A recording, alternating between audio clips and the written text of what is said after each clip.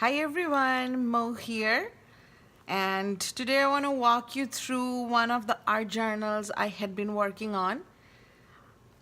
Lately I have been working on old books a lot, so this is one of them, and the insides are all done basically with table scraps, like whatever was left on the table.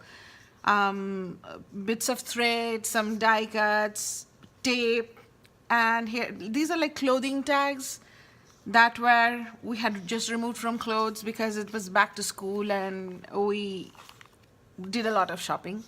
So those tags, I wanted to use them because they were sturdy and I love them. It even has like an eyelet on it. So that, and then I had some ribbons that I had dyed.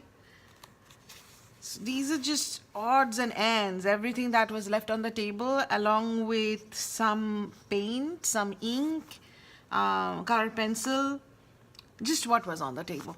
And these images, I am really fond of vintage photos, but most of us don't have the time to go out and go through dusty bins and flea market, even though I would love to do that.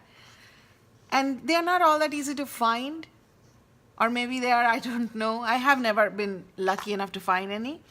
So I used these paper dolls by Tim Holtz. He has quite a few different things, found relatives, photo booth, and paper dolls that are products that are based on old photos of regular people.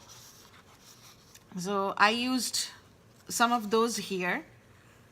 That's the only fresh item that I used in any of these pages. So anyways,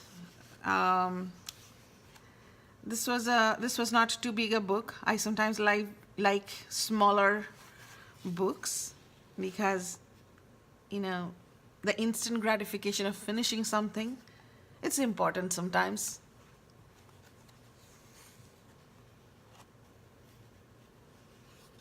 These are more tags. I think these were the backing from a packaging in which some scrapbooking product came in. I don't know what. I don't remember anymore. But these were tapes that I had lying around forever. They are so old that they barely stick now. So I put some gel medium to make sure that they still work. So if you have old tapes and they don't stick very well, washi tapes don't stick super well anyways, but if you want to make them part of your art journal, you can do that. Just use some gel medium to stick it down. I mean, it's a shame to have to throw away something that I once loved.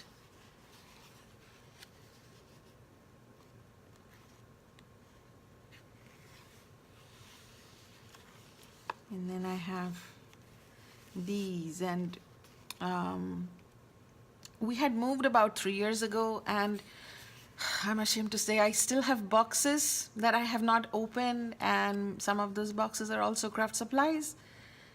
So that tells me how much we don't need. When I bought it, it seemed like, oh, this is, if I don't have it, it's like the end of the world.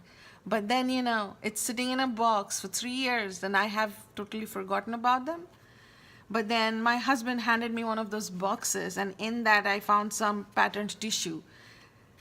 So I used some of that.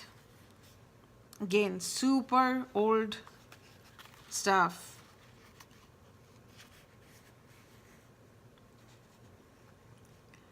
Some of these products I think are older than my kids are.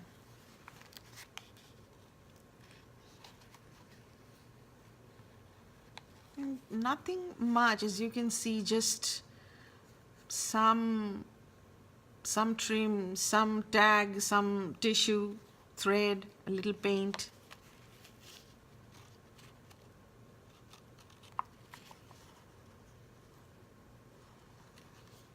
I also like to do stitching. I always find stitching in a book quite challenging, but I also can't resist the look. So I struggle with turning my book around and everything. But at the end of it all, I like how the stitching looks. So it's all worth it. And that's about that. I still haven't worked on the cover, but maybe I'll work on that next. But for now, this is my altered book art journal. Thank you for watching.